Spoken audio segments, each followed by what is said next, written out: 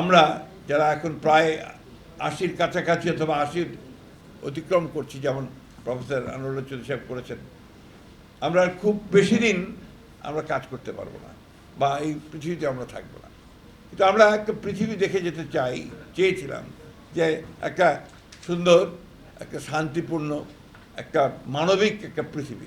কিন্তু দুর্ভাগ্য আমাদের শেষ সময়ে আমরা আরও বেশি করে একটা অমানবিক পৃথিবী, একটা অশান্ত পৃথিবী, একটা অন্যায্য পৃথিবী আমরা দেখছি। আজকে গোটা বিশ্বের দিকে যদি আমরা তাকাই, আমরা দেখব যে সেই অশান্তি ছাড়ার শান্তি কোথাও নেই। দেশের কথায় আসি, যে মেওয়াজুদ্দিন সাহেব যে দেশ দেখতে চেয়েছিলেন, আল্লাহর কাছে অশেষ রহমত, আল্লাহর অশেষ রহমত যে আমরা আমাদের সন্তানদের জীবনের বিনিময়ে, রক্তের বিনিময়ে আমরা ২৪শে জুলাই থেকে শুরু করে ৫ই আগস্টের মধ্যে একটা রক্তাক্ত ছাত্রগণ অভ্যুত্থানের মধ্য দিয়ে সেই সুযোগটা আমরা পেয়েছি। সেই সুযোগের পরে আমরা সবাই মিলে যে স্বপ্ন দেখছি, যে চিন্তা করছি যে আমরা একটা সত্যিকার একটা গণতান্ত্রিক লিবারেল ডেমোক্রেটিক একটা দেশ আমরা গড়ে তুলব।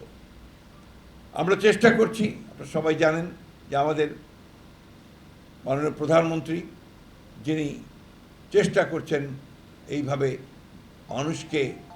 দেশের মানুষকে তার কাছাকাছি চলে গিয়ে, তাদের সঙ্গে গিয়ে তাদেরকে উজ্জীবিত করে, ঠিক তার পিতার মতোই, শহীদ প্রেসিডেন্ট জিয়া রহমান সাহেবের মতোই মানুষকে সংগঠিত করে দেশকে নির্মাণ করবার কাজ করছেন। এবং সেই জন্যই তিনি বারবার যে স্লোগান দিচ্ছেন, এসো আমরা একসাথে কাজ করি, একসাথে দেশ গড়ি, এবং সবার আগে বাংলাদেশে এই স্লোগান নিয়ে তিনি এগিয়ে চলেছেন। প্রফেসর ইমাদুদ্দিন আহমেদ সাহেবরা সেই মানুষ যারা নিজের জন্য কোনো কিছু চিন্তা করেনি। আমি যখন তার ইউনিভার্সিটির পেছনে ওটা কাঁটাবনের বাসায় যেতাম, দেখতাম যে কী সহজ সরল একটা জীবন, কি সাধারণ একটা জীবন, অথচ একটা অত্যন্ত উঁচু মনের একটা মানুষ। তার জীবনের সমস্ত দর্শন নিয়ে তিনি কাজ করেছেন এই দেশের মানুষের মুক্তির জন্য, এই দেশের কল্যাণের জন্য।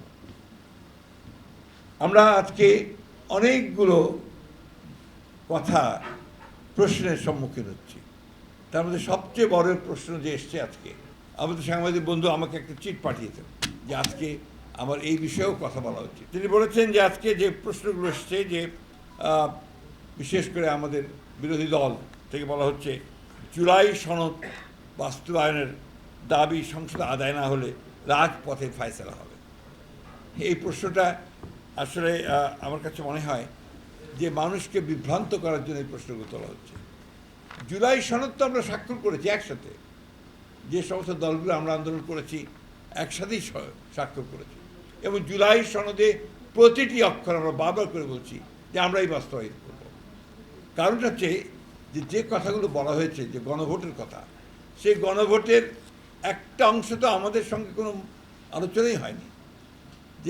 যে কথাটা বলা হয়েছে, অর্থাৎ আমরা বারবার করে যে কথা বলতে চাচ্ছি যে আমরা এই যে উচ্চকক্ষে অনুপাতিক হারে ভোট অনুপাতিক হারে যে আপনার প্রতিনিধিত্ব হবে, সেই বিষয়টাতে আমরা কখনোই একমত হইনি।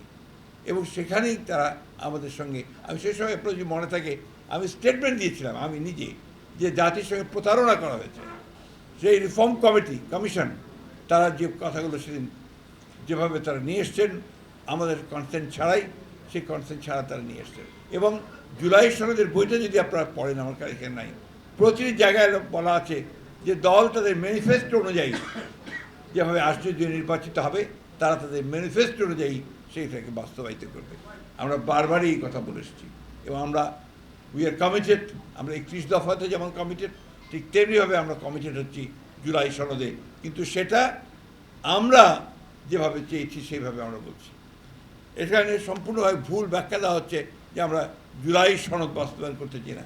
আমরা জুলাই সনদ বাস্তবায়ন করে প্রত্যেকটি অক্ষর আমরা পালন করব, এটা হচ্ছে আমাদের কমিটমেন্ট। আমরাই তো সংস্কার এনেছি। সংস্কারের কথা বলে, সংস্কার এই দেশে কারা এনেছে? বিএনপি এনেছে। একদলীয় শাসন ব্যবস্থা থেকে বহুদলীয় গণতন্ত্রের বিএনপি নিয়ে এসেছে। প্রেসিডেন্সিয়াল ফর্ম অফ গভর্নমেন্ট থেকে পার্লামেন্টারি ফর্ম অফ গভর্নমেন্টে বিএনপি নিয়ে এসেছে।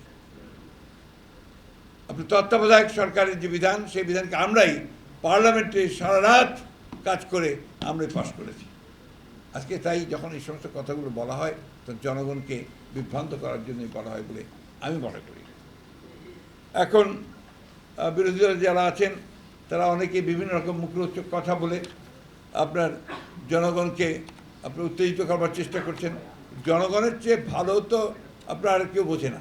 আমরা যতই মনে করি জনগণ কিন্তু সবচেয়ে ভালো বোঝেন, তারাই সেই সিদ্ধান্তটা সবচেয়ে ভালো নেবেন যে আমরা সংবিধান সংশোধনের ব্যাপারে কী বলছি।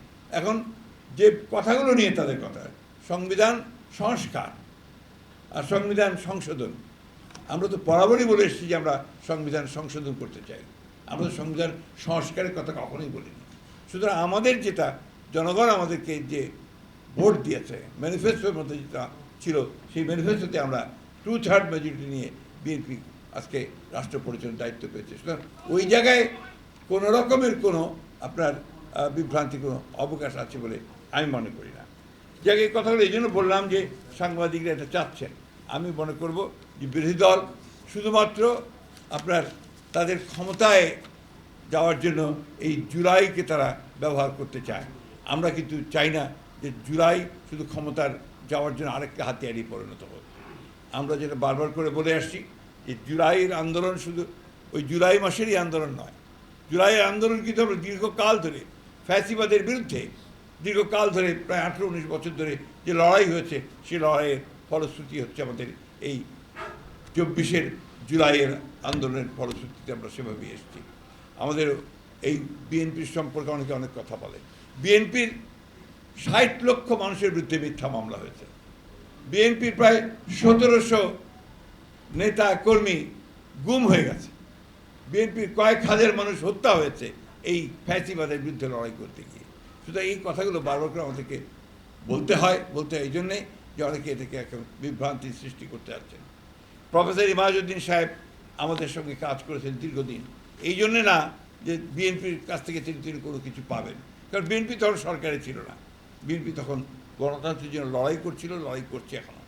তো প্রফেসর ইমাজউদ্দিন সাহেবকে আমরা এই জন্যই সবসময় মনে রাখার চেষ্টা করি। প্রফেসর ইমাজউদ্দিন সাহেব আমাদের সেই লতিফ মাসুম সাহেব অত্যন্ত সুন্দর করে কথাটা লিখেছেন যে আমাদের জন্য তিনি ছিলেন সেই বাতিঘর, যে বাতিঘরকে দেখে আমরা লিবারাল ডেমোক্রেসির দিকে যাওয়ার চেষ্টা করছি, সেই লিবারাল ডেমোক্রেসির পক্ষে আমরা যেতে চাই। আমি একটা কথা আমার প্রায় মনে হয় যে আমরা ওইখান থেকে সরে যেতে চাই কেন? ডেমোক্রেসি থাকতে আমাদের প্রবলেমটা কোথায়?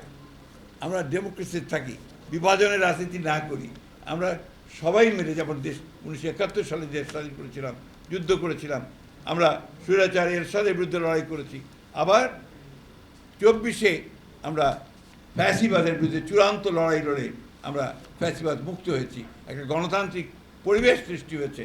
সবাই মিলে আমরা এটাকে আজকে সেই জায়গায় নিয়ে যেতে পারি যেখানে আমাদের সেই লক্ষ্য রেখে আমরা পৌঁছতে পারব। সমস্যা এত সহজ নয়, এত জটিল, এত সহজেই এতগুলো গ্রেড চলে যাবে না।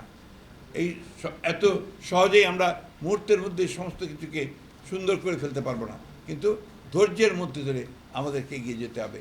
আজকে প্রফেসর ইমাজউদ্দিন সাহেবের যে আমরা বারবার সেই কথাই মনে করি যে তার দেখানো পথ, তিনি যে পথে চলতে চেয়েছেন গণতন্ত্রের পথে, যিনি লিবারেল ডেমোক্রেসির পথে, এবং সকলের সঙ্গে নিয়ে সামনের দিকে এগিয়ে সত্যিকার একটা ডেমোক্রেটিক কান্ট্রি গড়ে তোলার ব্যাপারে সেই দিকে আমরা এগিয়ে যাব। আজকে তার এই মৃত্যু দিবসে আমি গভীর শ্রদ্ধা ভরে তার স্মৃতির প্রতি আমি শ্রদ্ধা জানাচ্ছি, আত্মার মাগফিরাত কামনা করছি এবং আল্লাহ তাআলার কাছে এই দোয়া চাইছি যে আল্লাহ তাআলা তাকে যেন বেস্ট নসিব করেন।